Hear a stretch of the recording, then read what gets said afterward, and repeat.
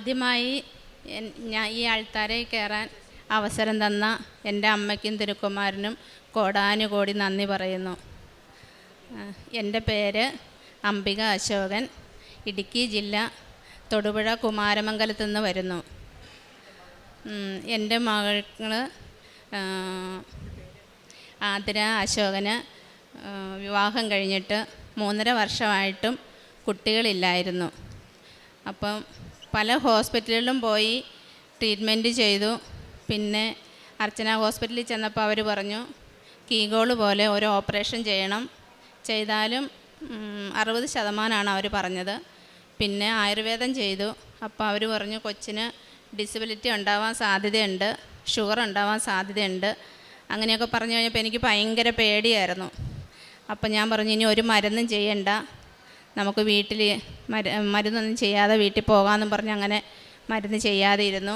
കൊണ്ടുവന്ന മരുന്നെല്ലാം ഞാൻ എടുത്ത് ദൂരെ കളഞ്ഞു. എന്നിട്ട് ഞാൻ മാതാവിനോട് പ്രാർത്ഥിച്ചു, എൻ്റെ മാതാവേ, ഞാൻ അവിടെ വന്ന് ഉടമ്പടി പുതുക്കി പ്രാർത്ഥിച്ചോളാം, എൻ്റെ മോൾക്കൊരു കുഞ്ഞിനെ തന്ന് അനുഗ്രഹിക്കണമെന്ന് ഹൃദയം നൊന്ത് കരഞ്ഞപേക്ഷിച്ച് പ്രാർത്ഥിച്ച് ഇവിടെ വന്ന് ഉടമ്പടി എടുത്ത ആ മാസം തന്നെ മോള് പ്രഗ്നൻ്റായി. അമ്മ ഞങ്ങൾക്കൊരു പൊന്നുംകുടത്തിനെ തന്ന് അനുഗ്രഹിച്ചു. അതാണ് ഈ മോള്. പിന്നെ മോൾക്ക് വണ്ടി അപകടം മൂലം ഡിസബിലിറ്റി ഉണ്ടായിരുന്നു. അപ്പോൾ അവൾക്ക് 1 വർഷത്തോളം ഒരു ചലനമില്ലാതെ വയ്യാതെ കിടപ്പായിരുന്നു. അങ്ങനെ പയ്യാണ് നോർമലായി വന്നത്. അപ്പോൾ പ്രസവവും ബുദ്ധിമുട്ടായിരുന്നു, ഓപ്പറേഷനും റിസ്ക് ആയിരുന്നു. അപ്പോൾ ഹോസ്പിറ്റലിൽ ചെന്ന് കഴിഞ്ഞപ്പോൾ ഇങ്ങനെ ട്രീറ്റ്മെൻറ്റൊക്കെ ചെയ്ത് കഴിഞ്ഞപ്പം അവസാനം ആയപ്പം എല്ലാവർക്കും ഭയങ്കര പേടിയായിരുന്നു. പ്രസവം നടക്കുമോ, അതിനുള്ള ഒരു ശക്തി ശരിക്കും ഇല്ലായിരുന്നു. പിന്നെ ഓപ്പറേഷൻ ചെയ്യാമെന്ന് പറഞ്ഞാൽ നട്ടെല്ലിന് പൊട്ടലൊക്കെ ഉണ്ടായിരുന്നു, തലച്ചോറിന് ക്ഷതയേറ്റ് അങ്ങനെ കുറേ നാൾ കിടന്നായതുകൊണ്ട് അതും ചെയ്യാൻ പറ്റാത്ത ഒരവസ്ഥയായിരുന്നു. 10 മാസമായി കഴിഞ്ഞപ്പം ഹോസ്പിറ്റലിൽ അഡ്മിറ്റായി. അവിടെ ചെന്ന് പെയിൻ ഉണ്ടാവാനുള്ള മരുന്നൊക്കെ ചെയ്തിട്ടും പെയിനൊന്നും ആകുന്നില്ലായിരുന്നു. 3 പേര് ഇവരുണ്ടായിരുന്നു. അതിൽ 3 പേരിൽ 2 പേർക്കും പെയിനായി ലേബർ റൂമിൽ കയറ്റി. മോളെ കയറ്റിയിട്ട് വീണ്ടും ഇറക്കി വിട്ടു. അത് കഴിഞ്ഞ് ഡോക്ടർ വീണ്ടും വൈകുന്നേരം വന്നു കഴിഞ്ഞപ്പോൾ മോൾക്ക് വേദനകളൊന്നും ഉണ്ടായില്ല. അപ്പോൾ പറഞ്ഞു ഞങ്ങൾ ശ്രമിച്ചിട്ട് കാര്യമില്ല, മോള് തന്നെ ശ്രമിക്കണമെന്ന് പറഞ്ഞ് കുറേ വഴക്കൊക്കെ പറഞ്ഞു. അപ്പോൾ എനിക്ക് ഭയങ്കര വിഷമമായിപ്പോയി. ഞാനും കൊച്ചിൻ്റെ ഹസ്ബൻഡിൻ്റെ അമ്മയുണ്ടാകും, ഞങ്ങൾ 2 പേരും ഒത്തിരി സങ്കടപ്പെട്ട് കരഞ്ഞ് പ്രാർത്ഥിച്ചു. മോളെ വീണ്ടും ഒന്നുകൂടെ ലേബർ റൂമിൽ കയറ്റി ഇഞ്ചക്ഷൻ എടുത്തു. അപ്പം ഞാൻ അവിടെ ഒരു നടയിലിരുന്ന് മാതാവിൻ്റെ അടുത്ത് മുട്ടുകുത്തിയിരുന്ന് കരഞ്ഞ് പ്രാർത്ഥിക്കുകയായിരുന്നു. അങ്ങനെ കുറേ സമയം പ്രാർത്ഥിച്ചു കഴിഞ്ഞ് ഞാൻ ചെന്ന് ഇവരിരുന്ന സ്ഥലത്ത് ഇരുന്ന് 2 മിനിറ്റ് കഴിഞ്ഞപ്പോഴേക്കും ആതിരയുടെ ആരാ ഉള്ളത് ഇവിടെയെന്ന് ചോദിച്ച് വിളിച്ചു. അപ്പം ഞാൻ പേടിച്ചു പോയി, പൊട്ടിക്കരഞ്ഞ് ഞാൻ ഓടി എത്തി അവിടെ. അന്നേരം ഈ കുഞ്ഞു ബേബീനെ എൻ്റെ കയ്യിലേക്ക് കൊണ്ട് തന്നു. സന്തോഷം കൊണ്ട് ഞാൻ വീണ്ടും ഉറക്കെ കരഞ്ഞു പോയി. ഒരു ബുദ്ധിമുട്ടും ഒരു വിഷമം. മാതാവിനോട് ഞാൻ ഒന്നേ പറയും, മാതാവേ, പ്രസവിക്കാനുള്ള ശക്തി എൻ്റെ മോൾക്കില്ല, പിന്നെ ഓപ്പറേഷൻ ചെയ്യാനും വയ്യ, അതുകൊണ്ട് അമ്മ മാതാവ് വേണം ആ കുഞ്ഞിനെ എടുക്കാൻ, അല്ലാതെ ഒരു രീതിയിലും നടക്കുന്ന ഒരു കേസല്ലെന്ന് ഞങ്ങൾക്കറിയായിരുന്നു. അമ്മ ഇടപെട്ട് മാതാവ് തന്നെ മാതാവിൻ്റെ ഉള്ളം കൈയിലേക്ക് ആ കുഞ്ഞിനെ ഒരു വിഷമവും കൂടാതെ കുഞ്ഞിനെ പുറത്തെടുത്തു. ഇറങ്ങി വന്നിതെല്ലാം കഴിഞ്ഞപ്പോൾ ഇത്രയും എളുപ്പമായിരുന്നു അമ്മേ പ്രസവം, ഞാനൊന്നും അറിഞ്ഞില്ല, ഈ കുഞ്ഞാവുണ്ടായത് ഒരു വിഷമം പോലും ഞാൻ അറിഞ്ഞില്ലെന്ന്. അത്രയേറെ അനുഗ്രഹമാണ് എൻ്റെ അമ്മയും തിരുക്കുമാരനും തന്നിരിക്കുന്നത്. പിന്നെ മോൾക്ക് ഈ ചെവി കൊട്ടി അടയ്ക്കുന്ന ഒരു ഇതായിരുന്നു. ചെവി എപ്പോഴും ഇങ്ങനെ അടഞ്ഞു പോകുമായിരുന്നു, സംസാരിക്കുമ്പോഴൊക്കെ അടഞ്ഞ് ഇങ്ങനെ വരുമായിരുന്നു. അങ്ങനെ തൈലം പുരട്ടി നന്നായി പ്രാർത്ഥിച്ചു. അതിൻ്റെ ഫലമായിട്ട് അത് മാറിക്കിട്ടി. പിന്നെ എൻ്റെ കാലിന് മുട്ടിന് താഴോട്ട് ഈ തോട്ടിൽ വെള്ളത്തിൽ പോയി നിന്ന് ഇങ്ങനെ അലർജി കൊണ്ട് ചൊറിച്ചിലായിരുന്നു. 10-14 വർഷമായിട്ട് 2 കാലും ഭയങ്കര ചൊറിച്ചിലായിരുന്നു. അത് മരുന്നുകളൊക്കെ തൂത്തിട്ട് ഒന്നും മാറിയില്ല. ഞാൻ ഈ ഉടമ്പടി എടുത്തതിന് ശേഷം ഈ തൈലം പുരട്ടി വിശ്വാസ പ്രമാണം ചൊല്ലി പ്രാർത്ഥിച്ചതിൻ്റെ ഫലമായി അത് പൂർണ്ണമായിട്ടും മാറി. പിന്നെ എൻ്റെ മുഖത്ത് കണ്ണിൻ്റെ താഴെയായിട്ട് വലിയൊരു ഒരു ചുരുളനട്ടയുടെ ഒരു രീതിയിൽ കറുത്ത ഒരു കുരു പോലെ ഇങ്ങനെ ഉണ്ടായിരുന്നു. അപ്പോൾ ഡോക്ടറെ കാണിച്ചപ്പോൾ ഡോക്ടർ പറഞ്ഞു അത് കീറിക്കളയണമെന്ന് പറഞ്ഞു. അപ്പോൾ എനിക്ക് പേടിയായിരുന്നു. പിള്ളേർ പറഞ്ഞു ഹോസ്പിറ്റലിൽ കൊണ്ടുപോയി അത് എടുത്ത് കളാമെന്ന് പറഞ്ഞു. ഞാൻ എന്നിട്ട് പോയില്ല. പോകാതെ ഞാൻ ഉടമ്പടിയിലാണല്ലോ മാതാവേ, അമ്മയുടെ കയ്യിലുണ്ടല്ലോ മരുന്നെന്ന് വിചാരിച്ച് ഞാനത് 3 ദിവസം വിശ്വാസപ്രമാണം ചൊല്ലി കുരിശ് വരച്ച് ആ തൈലം എടുത്ത് കുരിശ് വരച്ച് പ്രാർത്ഥിച്ചു. 4-ാമത്തെ ദിവസം നോക്കിയപ്പം ഒരു പാട് പോലും ഇല്ലാതെ ആ കുമിള മാറിപ്പോയി എന്നുള്ളതാണ്. പിന്നെ അങ്ങനെ ഒരുപാട് അനുഗ്രഹങ്ങൾ കിട്ടിയിട്ടുണ്ട്. ഞാൻ 2019 ആദ്യമായിട്ട് ഉടമ്പടി ഓൺലൈനിലാണ് എടുത്തിരുന്നത്. അന്ന് തൊട്ട് കുറേ കാര്യങ്ങൾ എനിക്ക് സാധിച്ചു. അന്ന് വന്ന് 10 സാക്ഷ്യം ഞാൻ പറഞ്ഞിരുന്നു. പിന്നെ ഫ്രണ്ട്സിന് വേണ്ടി മറ്റുള്ളവർക്ക് വേണ്ടിയൊക്കെ ഓരോ ആവശ്യങ്ങൾ വരുമ്പോൾ പ്രാർത്ഥിക്കാൻ പറയുമ്പോൾ അവർക്ക് എല്ലാ കാര്യങ്ങളും സാധിക്കാറുണ്ട്. പിന്നെ ഇങ്ങനെ എനിക്ക് കിട്ടിയ അനുഗ്രഹങ്ങൾ ഞാൻ എല്ലാവരുടെ അടുത്തും പറയുമ്പോൾ അവരൊക്കെ ഇവിടെ വന്ന് കുറേ പേര് ഉടമ്പടി എടുത്തിട്ടുണ്ട്. കുറച്ച് പേര് അല്ലാതെ നിത്യം പ്രാർത്ഥനയുണ്ട്. കാരുണ്യ പ്രവൃത്തികൾ ഞാൻ പത്രം വാങ്ങി കാരിക്കോട് ഹോസ്പിറ്റലിലൊക്കെ പോയി രോഗികളെ കണ്ട് പ്രാർത്ഥിച്ച് പത്രം കൊടുക്കും. പിന്നെ അവർക്ക് ഭക്ഷണത്തിനുള്ള പൈസ കൊടുത്തിട്ട് പോരും. അതുപോലെ തന്നെ സ്റ്റാൻഡുകളിൽ തൊടുവഴി മൂവാറ്റുപുഴയൊക്കെ പോയി സ്റ്റാൻഡുകളിൽ പത്രം കൊടുക്കാൻ പോകും. അപ്പം ഞാൻ പ്രാർത്ഥിക്കും, മാതാവേ അർഹതപ്പെട്ടവരുടെ കയ്യിൽ മാത്രമേ ഈ പത്രം എത്താവുള്ളേ, അവർ മാതാവിനെ അറിയാനും ആഴപ്പെടാനും അവസരം കൊടുക്കണേന്ന് പറഞ്ഞ് പ്രാർത്ഥിച്ചാണ് കൊണ്ടുപോയി കൊടുക്കുന്നത്. പിന്നെ ഞാൻ കുറേ തീരെ പാവപ്പെട്ടവർക്ക് ഡിസബിലിറ്റി ഉള്ള 1-2 പേർക്ക് നമുക്ക് പറ്റിയില്ലെങ്കിൽ പോലും മറ്റുള്ളവരിൽ നിന്ന് ചോദിച്ച് വാങ്ങിച്ച് 2 വീട് പണിത് കൊടുത്തു. അവർ ഭയങ്കര സന്തോഷമായി. അവരിവിടെ വന്ന് ഉടമ്പടി എടുത്ത് പ്രാർത്ഥിച്ചിട്ടുണ്ടായിരുന്നു. പിന്നെ 2 പേർക്കല്ലാതെ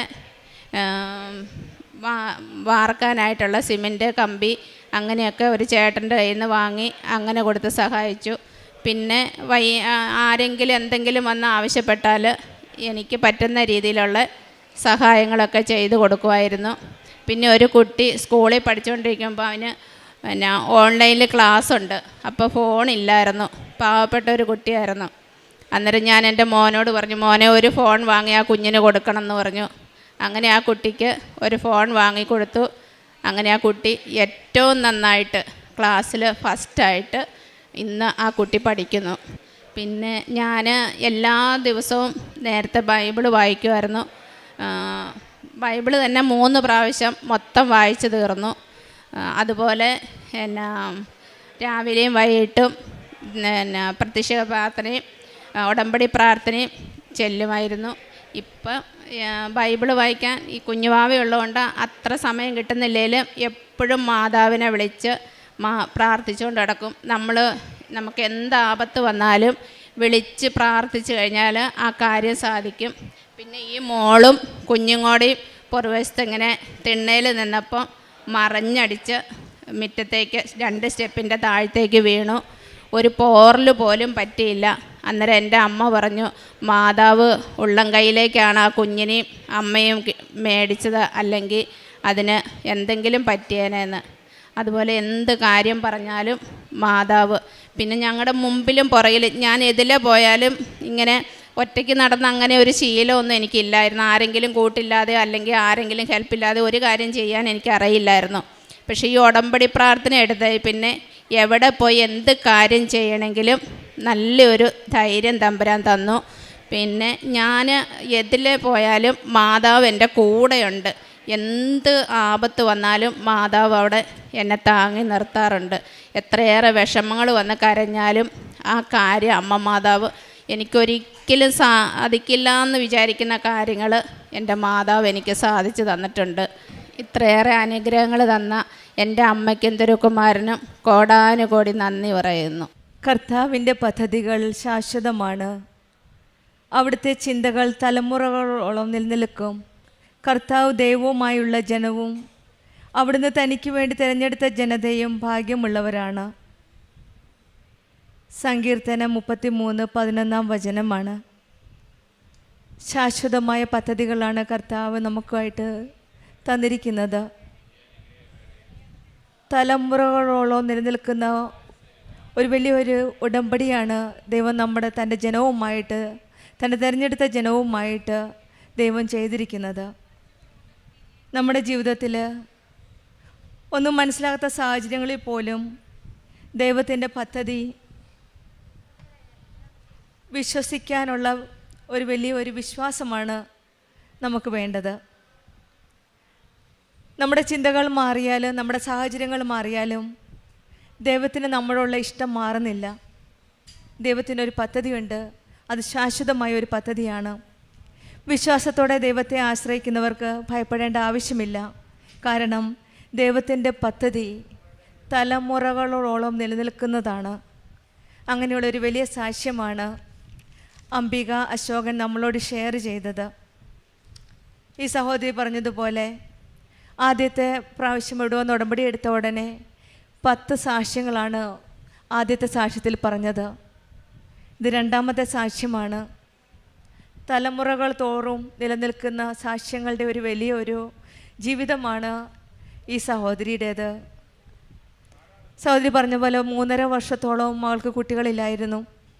ഒരു ആക്സിഡൻറ്റ് തുറന്ന് വലിയൊരു ബുദ്ധിമുട്ടിലായിരുന്നു ഈ മകള്.